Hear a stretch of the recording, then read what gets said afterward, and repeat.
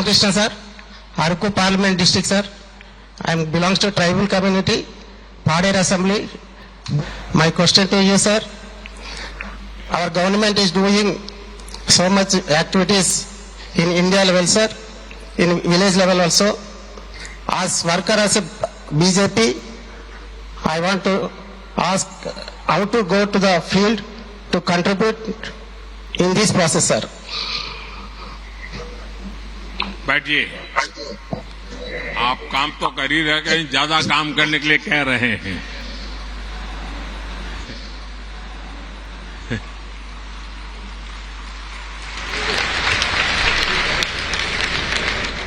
देखिए, कार्यकर्ता के दिल में और ज्यादा काम करने की भूख होना, ये भी बहुत बड़ी ताकत है। आंध्र गारू को मेरा अभिनंदन। देखिए, 2047 में जब हमारे देश की आजादी के 100 साल होंगे और हम देश को विकसित भारत बनाना चाहते हैं, लेकिन भारत विकसित तभी होगा जब गांव विकसित होगा। और इसलिए हर गांव का संकल्प बनना चाहिए कि 2047 के पहले हमें अपना कार्य क्षेत्र, गांव होगा, पंचायत होगी, नगर होगा, महानगर होगा, हमें उसे भी डेवलप बनाना है, समस्याओं से मुक्त करना है। और इसके लिए छोटे छोटे प्रयास ही बहुत बड़ी असर दिखा सकते हैं। जैसे कि हमारा गांव कैसे हरा भरा हो, कैसे गांव में स्वच्छता को लेकर हम अलग अलग कार्यक्रम शुरू कर सकते हैं, हम गांव में सोलर को कैसे बढ़ाएं, सोलर एनर्जी की गांव में कैसे आदत डालें। आज भारत सरकार सोलर एनर्जी पर इतना जोर दे रही है, हमारे भाजपा बूथ कार्यकर्ता ये ठान ले कि अगर किसी गांव में 100 घर है तो अगले 2 साल में वहां सौर ऊर्जा का ज्यादा से ज्यादा उपयोग हो। हमारे किसान हो, उनको समझाएं, सोलार पंप का उपयोग करिए, आपका पैसा भी बच जाएगा। ज्यादा से ज्यादा लोग कैसे सोलार लगवाए, हम उनको प्रेरित करें। काम सरकार का नहीं है, जनता जनार्दन में ले जाने का एक सकारात्मक तरीका है।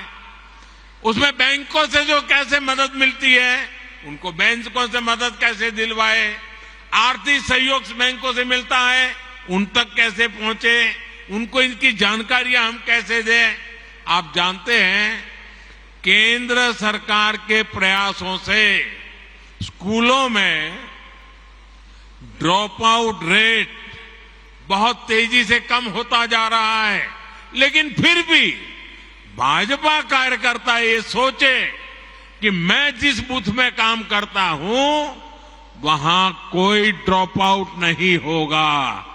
बेटा हो या बेटी 100% पढ़ेंगे, इसके लिए मैं काम करूंगा। मुझे बताइए, भाजपा के कार्यकर्ताओं को ये काम करना चाहिए कि नहीं करना चाहिए? आपका बूथ मजबूत होगा कि नहीं होगा? आपके गांव में से अशिक्षा जाएगी कि नहीं जाएगी? कोई बच्चा अगर बीच में स्कूल छोड़ रहा है, हम उसको पहचान ले, उसको मिलने जाए, उसके माँ बाप को मिलने जाए, उसको स्कूल ले जाए, सेवा भी होगी, भाजपा का काम भी हो जाएगा।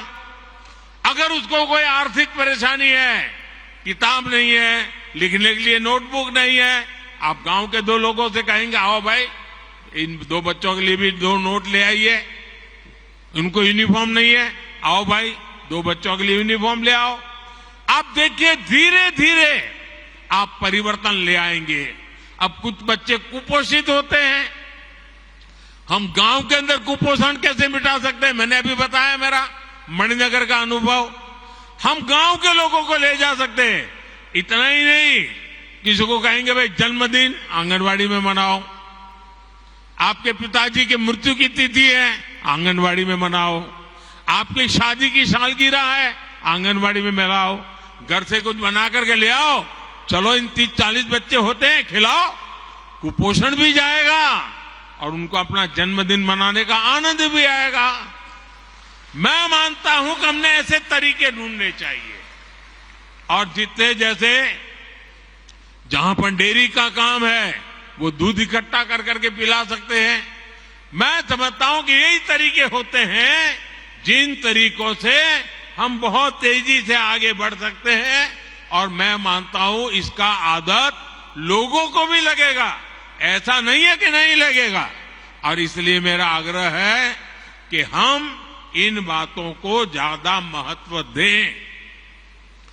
अपने गांव के अंदर इसी प्रकार से काम को, अब जैसे अंकुरित मूंग होता है, अंकुरित चना होता है, अपने घर में करें 100 ग्राम, इतना अंकुरित हो जाएगा। आपने वहां बांट दिया आंगनवाड़ी में, आंगनवाड़ी के बच्चों का कुपोषण से लड़ाई लड़ने की ताकत आएगी, पोषण बढ़ेगा। देखिए, सरकार की योजनाओं से ज्यादा समाज की शक्ति जुड़ जाती है तो निश्चित परिणाम अवश्य मिलते हैं। और हम चाहते हैं कि 2047 भारत को विकसित बनाना है, तो ऐसी हर छोटी चीजों को, हर समस्या से हमें मुक्ति लेना नहीं है। वो और मुक्ति हम लाएंगे तो हम परिणाम लाएंगे। आप जानते हैं कि देश में नई नेशनल एजुकेशन पॉलिसी बनी है। उसमें एक बात कही गई है कि बच्चों को प्रैक्टिकल नॉलेज, पढ़ाना कम, सीखना ज्यादा, टीचिंग नहीं लर्निंग। ये जब आया है, क्या कभी हम जाएं स्कूल में और मास्टर जी से बात करें कि चलो आज बच्चों को हम जरा बाहर ले जाते हैं, मैं भी साथ में आता हूं और बच्चों को बताएंगे, देखिए भाई बरगद का पेड़ कौन सा है, चलो देखो, नीम का पेड़ कहाँ है, देखो, चलो ढूंढ के लाओ कौन सा पेड़ है, फूल है तो कौन सा फूल है। बच्चों की पढ़ाई भी हो जाएगी। कभी कोई कुम्हार होगा गांव में, चलो भी आज कुम्हार के घर जाएंगे, वो मिट्टी को कैसे काम करता है, मिट्टी में से घड़ा कैसे बनाता है।